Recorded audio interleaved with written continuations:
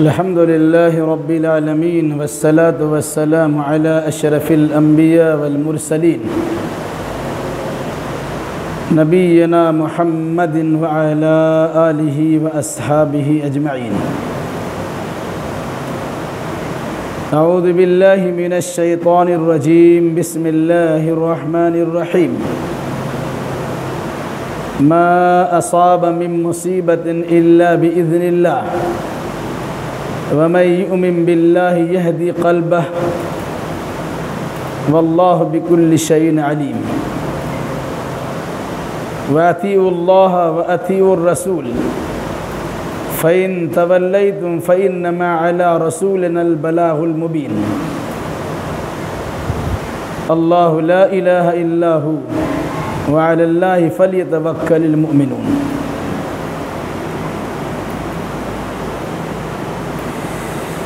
اس سے پہلے کی آیتوں میں قیامت کے دن کو یوم التغابن سے تعبیر کیا گیا تھا، یعنی خسارہ اور نقصان کا دن. جن لوگوں نے دنیا میں اچھے اعمال بجا لائے پھر جنت میں جو اس کا بہتر بدلہ ملا جب ملے گا،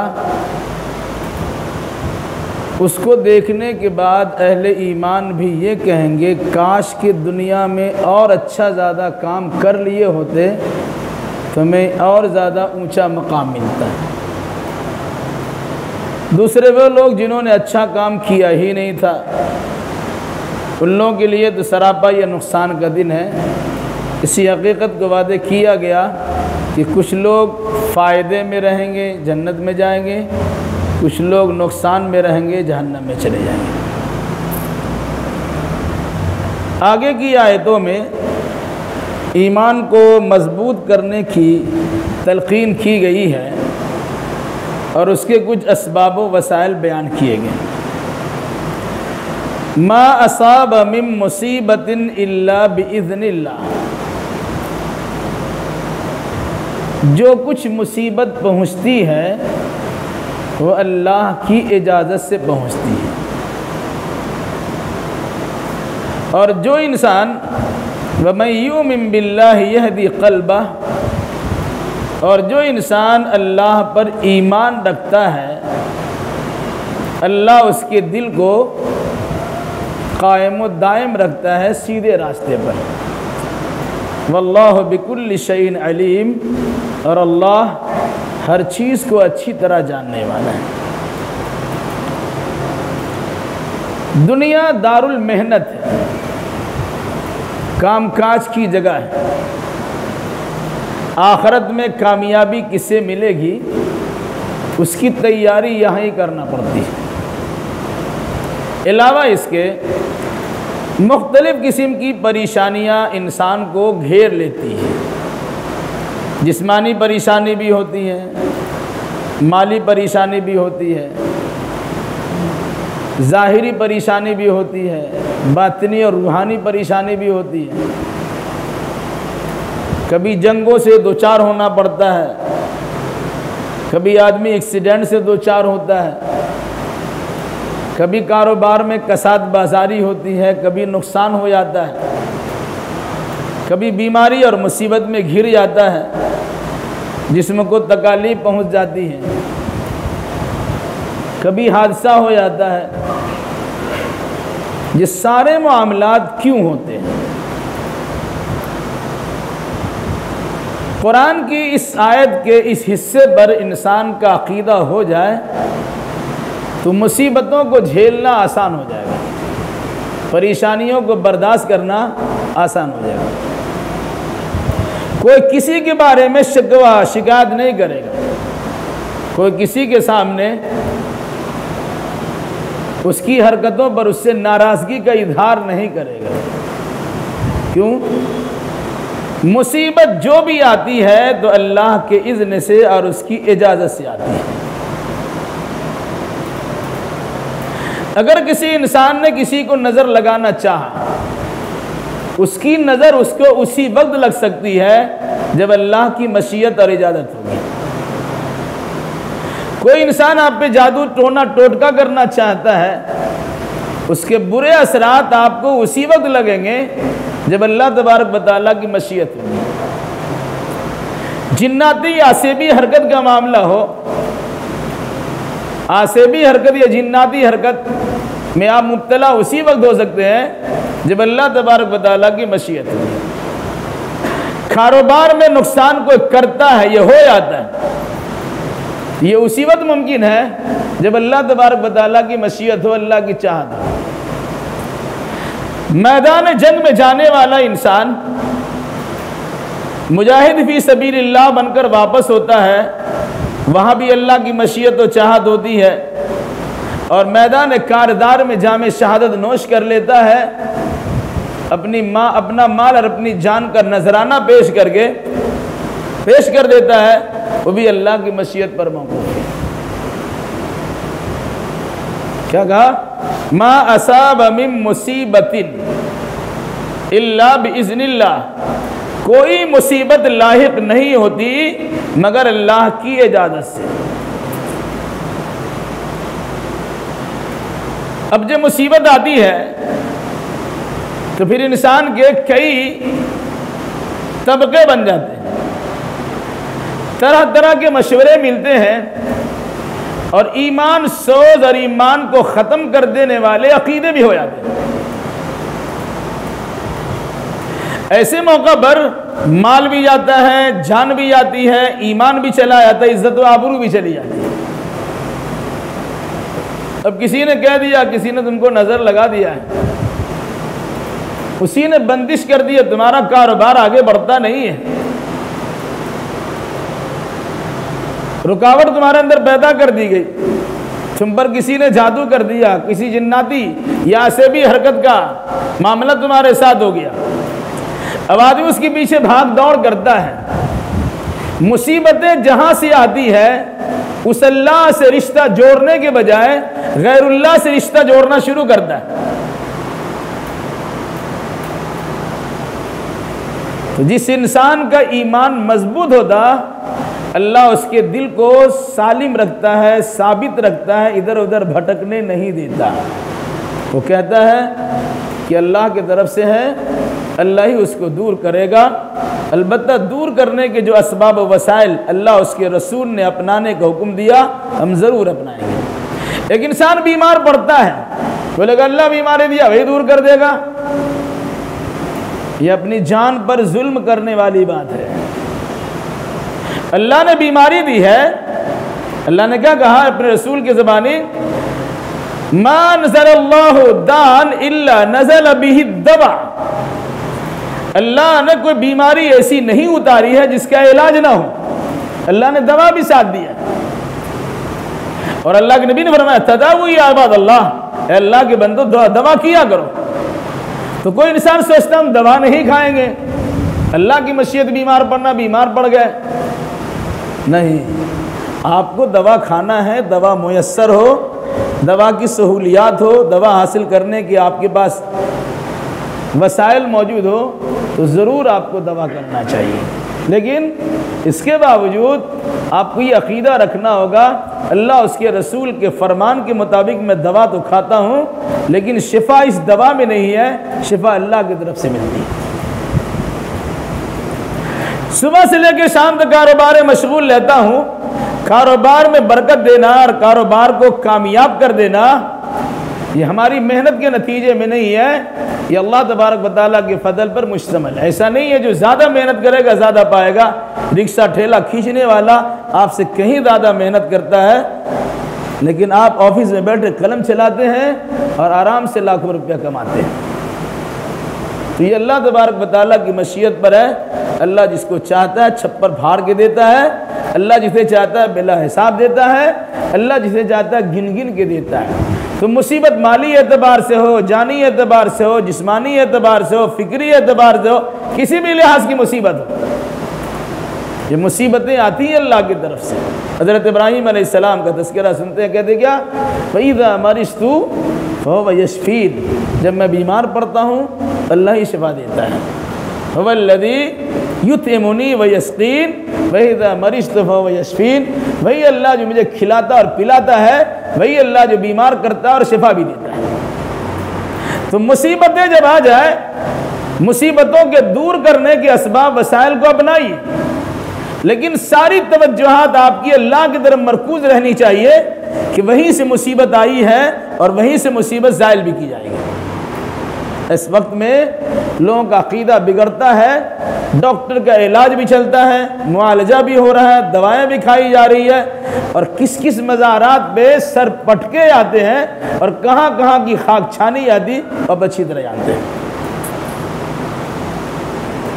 ایسے موقع پر اگر کوئی آدمی قلب سلیم رکھتا ہے، مراد ادھر ادھر بہکنے والا دل نہیں ہو بلکہ صحیح سالم دل ہو، ایسا دل رکھنے والا در حقیقت اللہ کی توفیق پر اپنی زندگی گزارتا ہے۔ قرآن نے کیا کہا؟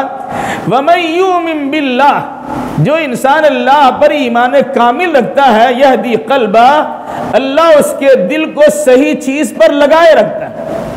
وہ بگڑتا نہیں ہے، وہ بہکتا نہیں ہے، وہ ٹس سے مس نہیں ہو سکتا، وہ ادھر سے ادھر نہیں آ سکتا۔ یعنی فرمان رسالت اور فرمان الہی کی خلاف ورزی وہ نہیں کرتا، بلکہ جن کاموں کے کرنے کا حکم ملتا کرتا ہے، جن کاموں سے روکا جاتا ہے وہ رک جاتا ہے۔ سمجھتا ہے کہ بیماری دینے والا اللہ ہے تو بیماری کو دور کرنے والا بھی اللہ ہے۔ مصیبتیں اللہ کی جانب سے آئی ہے، مصیبت اللہ ہی دور کرے گا، چھوٹی مصیبت ہو یا بڑی مصیبت کسی کے اختیار میں نہیں ہے۔ ہاں، ایمان اگر کوئی انسان پختہ رکھتا ہے، اللہ اس کی یاوری کرتا ہے، اللہ اس کی مدد کرتا ہے، اللہ اس کا خیال رکھتا ہے، اللہ اس کے لیے بہتر اسباب پیدا کرتا ہے۔ واللہ بکل شیء علیم، اللہ ہر چیز کو اچھی طرح جانتا ہے۔ آپ کو تکلیف پہنچی ہے تو کیوں پہنچی ہے؟ کبھی کبھی تکلیف دے کے اللہ آزماتا ہے، کبھی کبھی کسی نعمت کو نواز کر اللہ آزماتا ہے۔ خود اللہ کے نبی محمد الرسول اللہ صلی اللہ علیہ وسلم پر جادو کا اثر ہوا، 6 مہینہ پریشان رہے۔ صرف اس لیے اثر کرایا گیا کہ آئندہ کسی انسان کے ساتھ بھی ایسا برتاؤ ہو سکتا ہے تو کوئی انسان جادو کا انکار نہ کرے۔ جب نبی کو جادو لگ سکتا ہے، امتی کو جادو کیوں نہیں لگے؟ لیکن اس جادو کے علاج و معالجہ کے طور پر جو بری حرکتیں ہوتی ہیں، جو عقیدے کی خرابی سے دوچار ہونا پڑتا ہے، اور جو چلہ کشی ہوتی ہے، جو پلیتا جلانے کی نوبت آتی ہے، اور جو شرکیہ اور کفریہ جھاڑ پھونک کا طریقہ بنایا تھا، ان تمام سے گریز کرنا لازم و ضروری ہے۔ واللہ بکل شیء علیم، اللہ ہر چیز کو اچھی طرح جانتا ہے۔ آپ کو کاروبار میں نقصان پہنچنا ہے، اللہ کی جانب سے پہنچایا جاتا ہے۔ کیوں؟ اللہ مناسب سمجھتا ہے کہ بھی تھوڑا جھٹکا دے کر آپ کی آزمائش ہو جائے۔ صحت مند ہے، تندرست ہے، کبھی بیماری دے کر آپ کو آزماتا ہے کہ دیکھیں یہ اپنے ایمان کو صحیح سالم رکھتا ہے یا پھر دوسرا راستہ اپنا لیتا ہے۔ کاروباری اعتبار سے دقت و پریشانی کا سامنا کرنا پڑتا ہے، وہ بھی مصیبت آپ کے سامنے آتی ہے، وہاں بھی آپ کو آزمایا جاتا ہے کہ دیکھیں بندہ دین و ایمان کا سودا تو نہیں کر لیتا، اللہ کے در کو چھوڑنے کے بجائے در در کی ٹھوکریں تو کھانے نہیں لگ جاتا۔ جو کفار کا شیوا اور طریقہ بتایا گیا، جب مصیبتوں میں یہ مبتلا ہوتے تھے تو اللہ ہی کو پکارتے تھے، غیر اللہ کو بھول جاتے تھے۔ آج مسلمانوں کے بیشتر طبقہ کا یہ حال ہے کہ جب مصیبتوں میں گرفتار ہو، خوشی میں تو اللہ اللہ کرتے ہیں، مصیبتوں میں اللہ کو بھول جاتے ہیں۔ جبکہ کفار کا طریقہ تھا کہ مصیبت میں اللہ ہی کو پکارتے تھے۔ اذا غشیہم موج کالظلل دعوا اللہ مخلصین لہ الدین، جب سمندر کے تھپیڑے میں پڑ گئے اور موج کی طغیانی سے دوچار ہو گئے، اب نکلنے اور بچنے کی کوئی صورت دکھائی نہیں دیتی، تو وہ سارے معبودان باطل کو بھول جاتے اور صرف ایک اللہ کو پکارتے، اللہ تیرے سوا کوئی بچانے والا نہیں۔ آج ہمارا حال کیا ہے؟ اللہ پیر کر کے ہم بچے ہیں۔ لا حول ولا قوت الا باللہ۔ کتنا عقیدے کی خرابی ہے۔ کیا کہا؟ جس انسان کا ایمان اللہ پہ مضبوط ہوتا، اللہ اس کے دل کو صحیح سالم رکھتا ہے، بھٹکنے نہیں دیتا، راہ راست پر قائم و دائم رکھتا ہے۔ اللہ ہر چیز کو جانتا ہے۔ وَأَطِيعُوا اللَّهَ وَأَطِيعُوا الرَّسُولَ، لوگو سنو، اطاعت کرو اللہ کی اور اطاعت کرو رسول اللہ کی۔ عبادت کرو اللہ کی، طریقہ اپناؤ رسول اللہ کا، اللہ اور اس کے رسول کی بلا شرط کے بعد مانو۔ کسی سردار کی بات، حاکم و حکمراں کی بات، کسی اور کی بات شرط کے ساتھ مانی جائے گی، صحیح ہوگی تو مانیں گے، غلط ہوگی نہیں مانی جائے گی۔ اللہ اس کے رسول کی جانب سے صحیح بات آپ کے پاس پہنچ جائے، صحیح سند کے ساتھ آپ کے پاس پہنچ جائے، وہاں ماننے کی سوا کوئی چارہ کار ہی نہیں، ماننا ہی پڑے گا۔ ما كان لمؤمن ولا مؤمنة اذا قضى الله ورسوله امرا ان يكون لهم الخيرة من امرهم۔ کسی مومن مرد اور کسی مومنہ عورت کے لیے یہ جائز ہی نہیں ہے کہ اللہ اس کے رسول کی جانب سے کسی چیز کا فیصلہ کرے اور اس کے ماننے میں ٹال مٹول کرے، چاہے تو مانے چاہے تو نہ مانے، ایسا مومن کی شان نہیں ہے۔ کیا کہا؟ بات مانو اللہ کی، بات مانو رسول اللہ کی بلا کسی شرط کے۔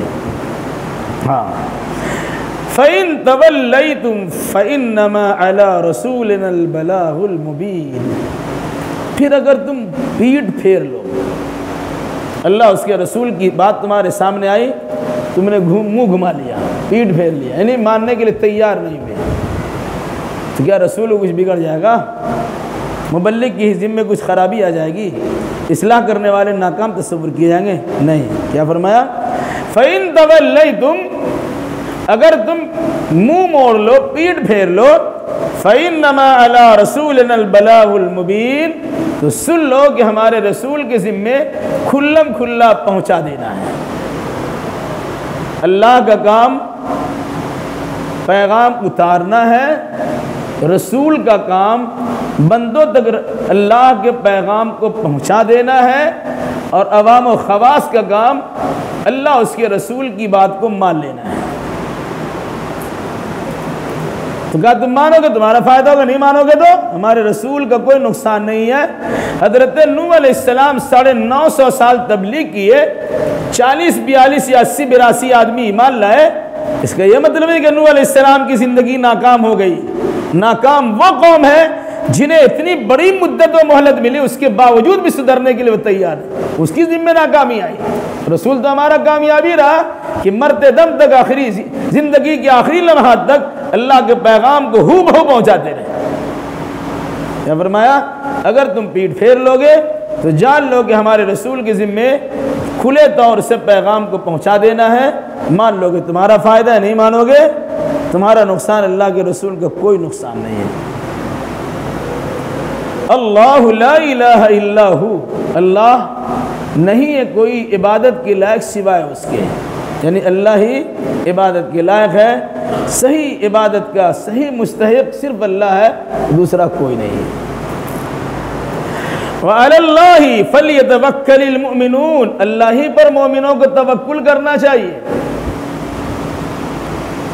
یہ سب جملے معمولی سے لگتے ہیں، لیکن کتنی اہم بات ہے اور کتنے اہم جملے ہیں، آپ اس پر غور و فکر کیجئے گا تو اندازہ ہوگا کہ مومن صرف اللہ پہ توکل کرتا ہے، مومن صرف اللہ پہ بھروسہ کرتا ہے۔ ساری دنیا مخالف ہو جائے، اللہ آپ کا خلاف نہیں ہے، دنیا کی کوئی طاقت آپ کو نقصان نہیں پہنچا سکتی۔ انبیاء مرسلین کی تاریخ پڑھ لیجئے، ابراہیم علیہ السلام کو آگ میں ڈالا گیا، آگ کیا بگاڑ لی؟ ابراہیم علیہ السلام کو گھر سے نکالا گیا، محلے سے نکالا گیا، ملک سے نکلنے پر مجبور کر دیا گیا، ان کا کیا بگاڑ لیا لوگوں نے؟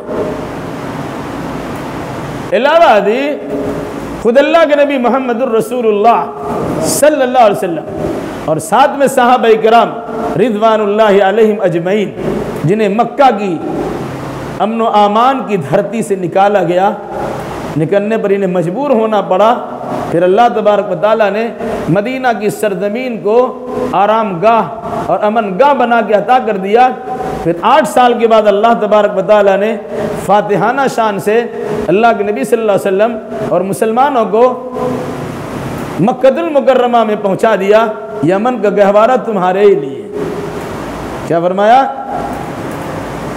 وعلی اللہ فلیتوکل المؤمنون، مومن اللہ ہی پہ بھروسہ کرتے ہیں، مصیبت آئے تب، جسمانی مصیبت آئے تب، روحانی مصیبت آئے تب، مالی مصیبت آئے تب، جنگوں کے بادل مرلائے تب، کسی بھی اعتبار سے پریشانی آئے تب، ساری پریشانیوں گھری میں انسان صرف اللہ پہ توکل کرے کہ اللہ ہی تبارک و تعالیٰ کے اختیار میں ہے، اللہ ہی بچائے گا اور اللہ ہی محفوظ رکھے گا۔ یا ایھا الذین آمنوا ان من ازواجکم و اولادکم عدوا لکم فاحذروہم وان تعفوا وتصفحوا وتغفروا فإن اللہ غفور رحیم۔ آدمی بیوی بچوں کے لیے سب کچھ کرتا ہے، بعض بیوی اور بعض بچے انسان کے دشمن ہوتے ہیں، اس کے ساتھ نمٹا کیسے جائے گا؟ قرآن نے اس آیت میں اسی سے متعلق تھوڑی سی رہنمائی کی ہے۔ یا ایھا الذین آمنوا، اے ایمان والو، ان من ازواجکم و اولادکم عدوا لکم، تمہاری بعض بیویاں اور تمہارے بعض بچے تمہارے دشمن ہیں، فاحذروہم، ان سے ہوشیار رہو۔ مطلب کیا ہے؟ بیوی بھی دشمن ہے، بچہ بھی دشمن ہے، آدمی اسی بیوی کے لیے سب کچھ کرتا ہے اور اسی بچے کے لیے سب کچھ کرتا ہے۔ کون سی بیوی اور کون سے بچہ آپ کا دشمن ہے؟ قرآن نے کہا شیطان سے متعلق ہو، وہ عدو مبین، تمہارا کھلا ہوا دشمن ہے۔ اس کی دشمنی کیا ہے؟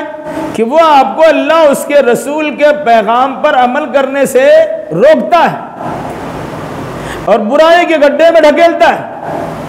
اگر آپ کی بیوی اور آپ کے بچے خلاف شرع کام کرنے پر ابھارتے ہو بچے اور وہ بیوی آپ کی دشمن ہے، دوست نہیں ہے۔ کیسے بھائی؟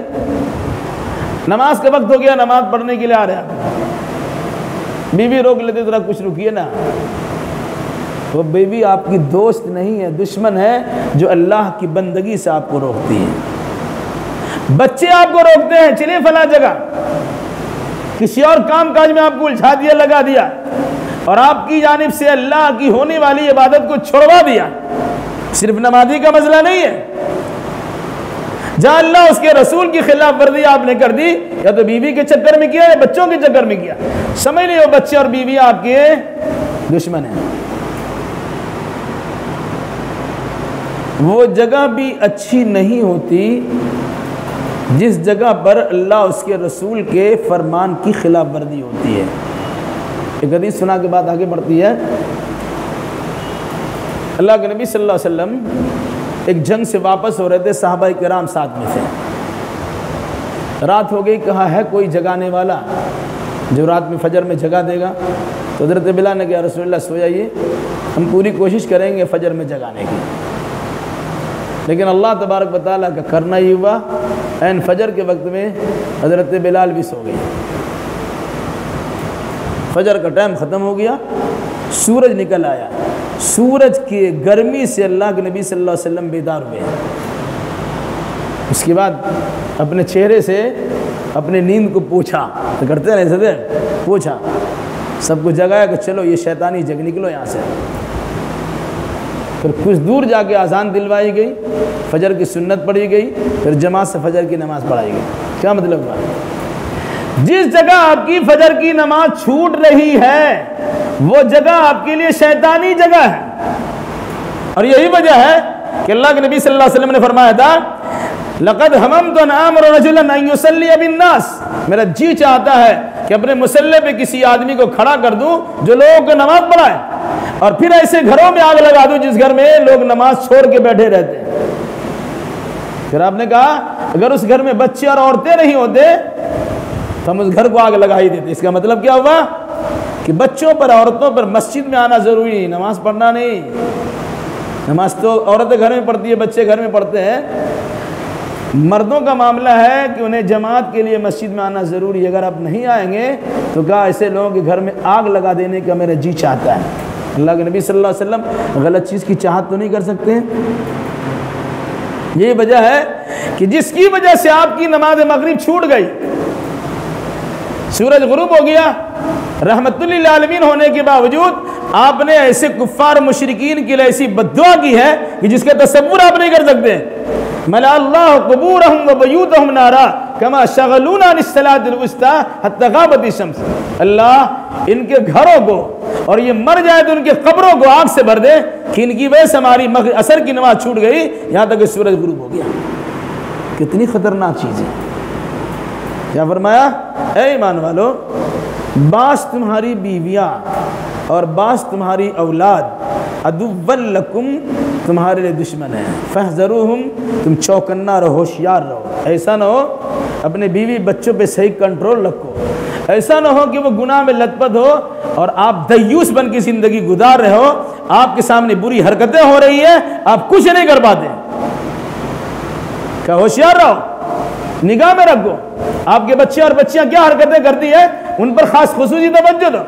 آپ کی غیر موجودگی میں آپ کی بیویاں کس قسم کی دھما چوکریاں مچاتی ہے اس پر بھی نگاہ رکھو. اچھی چیزوں کی سراہنا کرو، غلط چیزوں کی گرفت کرو، ورنہ بیوی کی محبت میں اور بچوں کی محبت میں تم غلط چیزیں کرنے لگ جاؤ گے.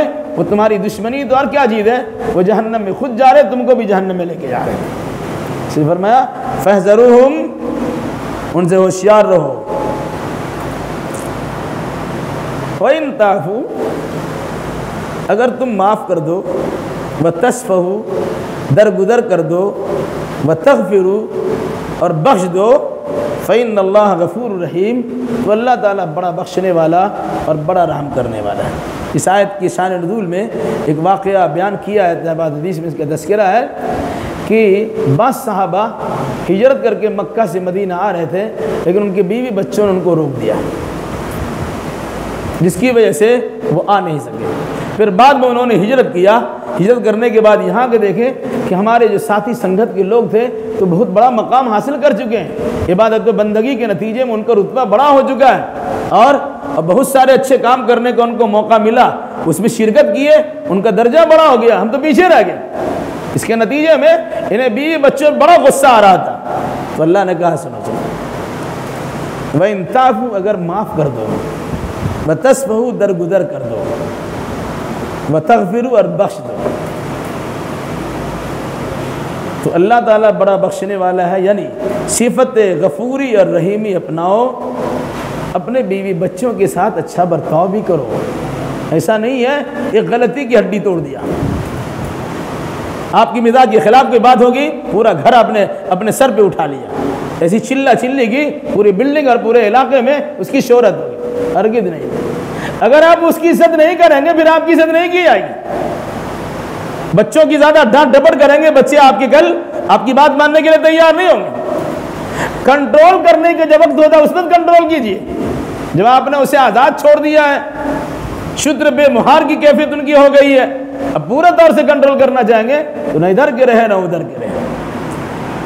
کیا کہا؟ تمہاری بیویاں اور تمہارے بچے تمہارے دشمن ہیں، ہوشیار رہنا.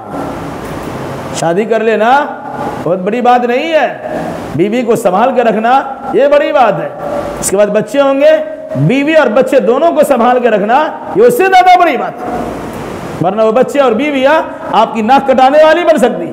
نتیجے کے طور پر آپ نے بڑا نام کمایا تھا، بڑی شہرت حاصل کی تھی، بڑا رتبہ اور درجہ حاصل کر لیا تھا، لیکن اس کے بعد پتا چلے گا ناکو چنا چبا دیا گیا آپ کے گھر میں، اب کہیں کا نہیں. قرآن نے کیا کہا؟ اے ایمان والو، ساری بیویاں نہیں کہا، سارے بچے نہیں کہے. بیویاں اچھی بھی ہوتی ہیں اور بچے اچھے بھی ہوتے ہیں. اللہ کے نبی صلی اللہ علیہ وسلم کے فرمان کے مطابق کیا فرمایا آپ نے؟ خیر متاع الدنیا المرأۃ الصالحہ.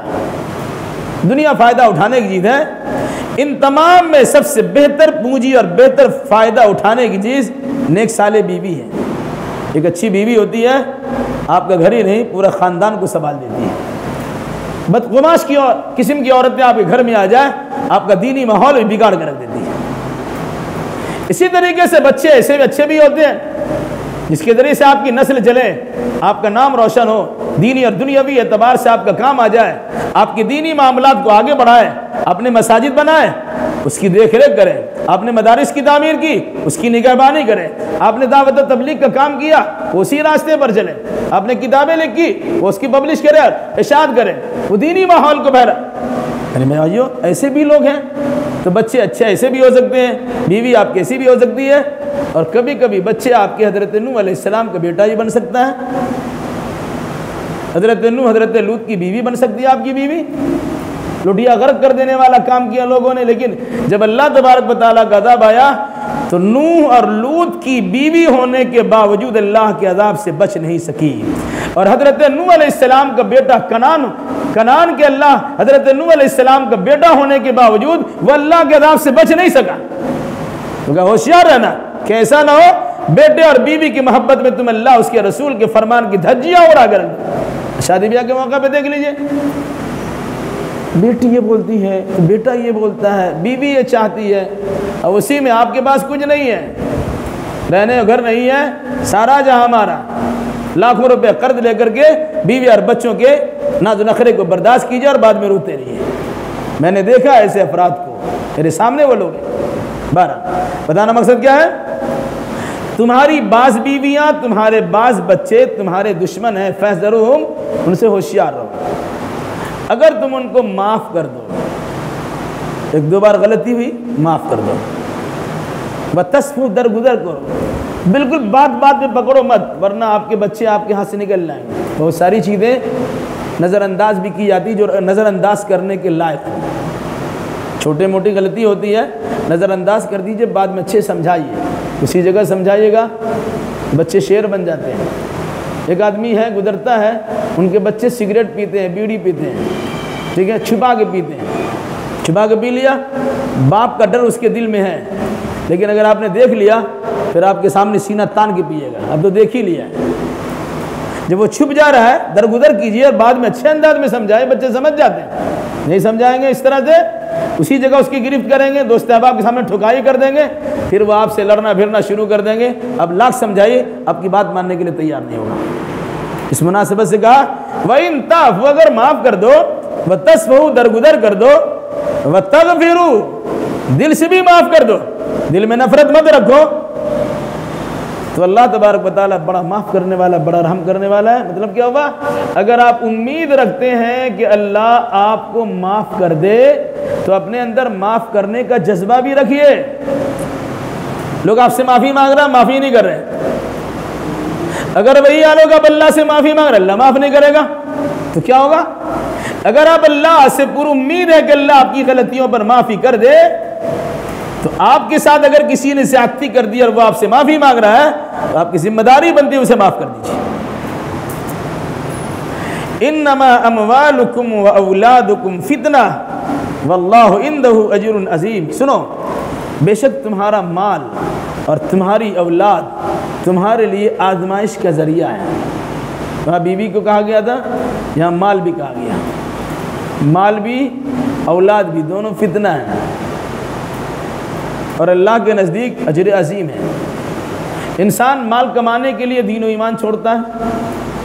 مال کیوں کماتا ہے؟ بچوں کی صحیح پرورش کریں گے, یہ بہانہ ہوتا ہے. بچوں کے لیے ہماری زندگی ہے, اسے لکھائیں گے, پڑھائیں گے, اسے دنیاوی اعتبار سے اعلیٰ مقام دلائیں گے. اس کے لیے آپ کو کمانا ہے, حلال کمائے کہ حرام کمائے اس کی فکر نہیں ہوتی ہے. تو یہ اولاد اور یہ مال آپ کے لیے آزمائش کا ذریعہ ہے. قیامت کے دن جہاں 5 چیزوں کے بارے میں خصوصی سوالات ہوں گے, ان میں سے مال کے بارے میں 2 سوال ہوگا. اپنے مال کہاں سے حاصل کیا اور مال آپ نے کہاں خرچ کیا, بڑی اہم چیز ہے. تو کہا تمہارا مال اور تمہاری اولاد فتنہ ہے, آزمائش کا ذریعہ ہے. آدمی مال کے لیے اور اولاد کے لیے بہت ساری چیزوں کا سودا کر لے, دین و ایمان بیچ دیتا ہے. کیا فرمایا؟ رجال لا تلہم تجارت ولا بیع عن ذکر اللہ واقام الصلاۃ وایتاء الزکاۃ یخافون یوما تتقلب فیہ القلوب والابصار.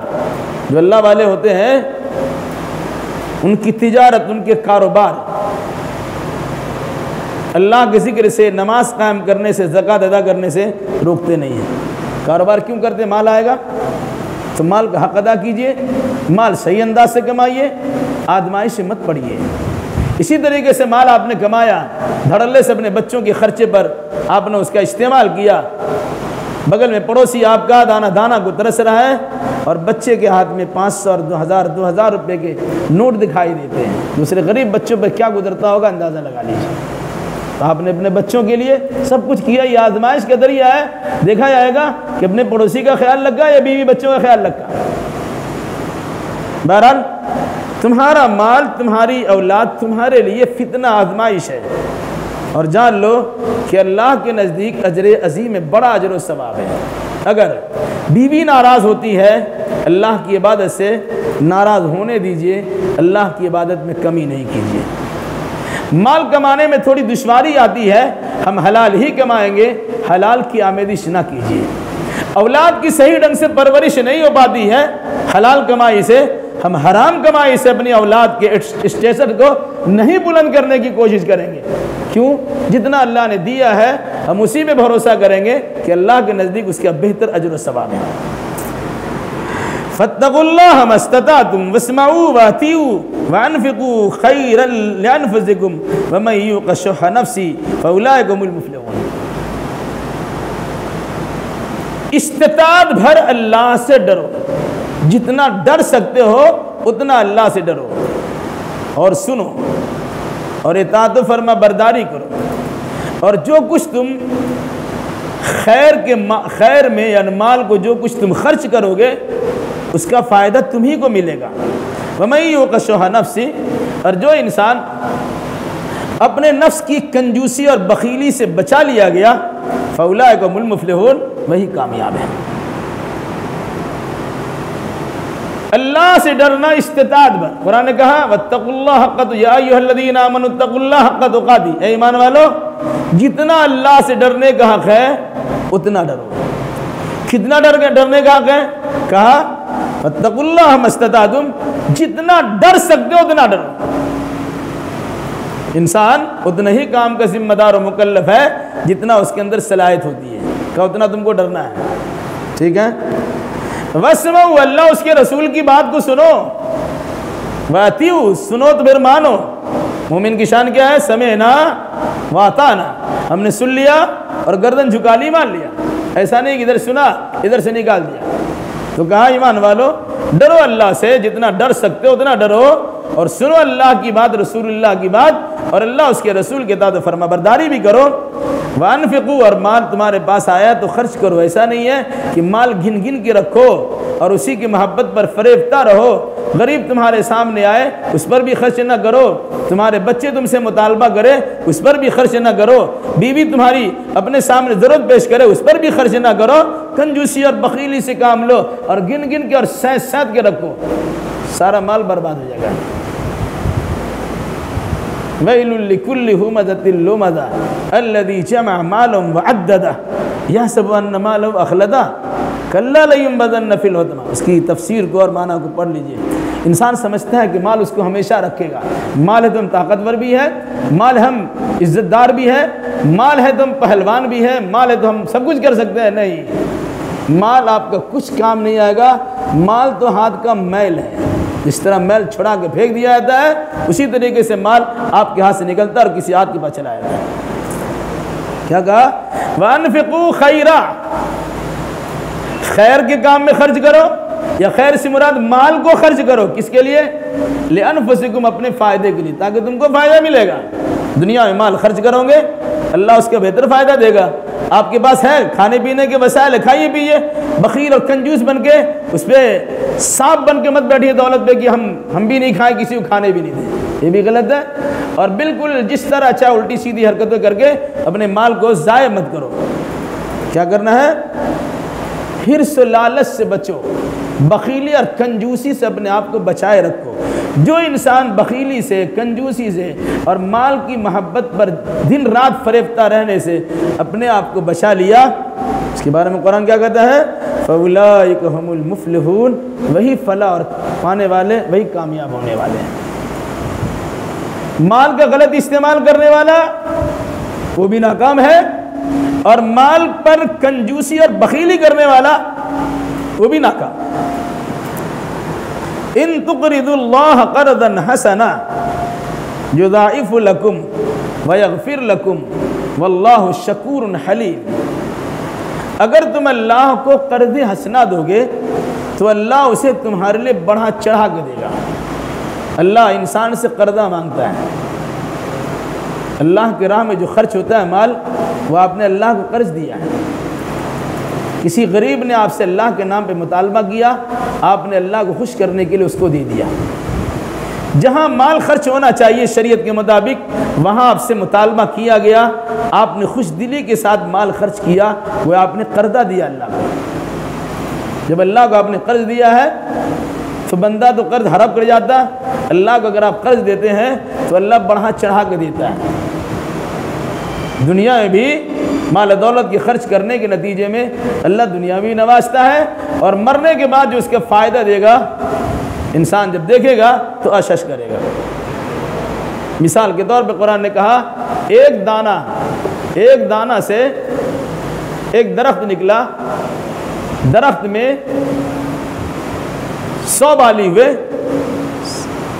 ہر بالی کے اندر 100 دانے ہوئے، 7 بالی ہے 100 دانے، 700 ہو گئے، ایک 20 سے 700 نکلے۔ پھر اس کے بعد بھی کہتا ہے اللہ یرزق من یشاء بغیر حساب، اللہ جسے چاہتا ہے بلا حساب دیتا ہے۔ تو اگر آپ نے قرض دیا، اللہ کو قرض دیا، اللہ کے راہ میں خرچ کیا، دین اللہ کی تبلیغ و اشاعت میں خرچ کیا، جہاد فی سبیل اللہ میں خرچ کیا، اللہ کے بندوں پہ خرچ کیا، مسجد و مدارس کے تعمیر و ترقی میں خرچ کیا، یا کسی بھی دین کے کام میں خرچ کیا، مقصد اللہ کی رضامندی ہو، یا آپ نے اللہ کو قرض دیا ہے، اللہ اس کا بہتر سے بہتر بدلہ دے گا۔ اور ساتھ میں کیا کہا؟ یغفر لکم، اللہ تمہیں معاف بھی کر دے گا۔ کچھ بھول چک ہوئی ہوگی، غلطی ہوئی ہوگی، اللہ اسے قرض حسنہ کی صورت میں مغفرت بھی کر دے گا۔ کیوں؟ واللہ شکور حلیم، اللہ قدرداں ہے، بردبار، برداشت کرنے والا ہے۔ آپ نے اللہ کو تھوڑا دیا، اللہ اس کی قدر کرتا ہے۔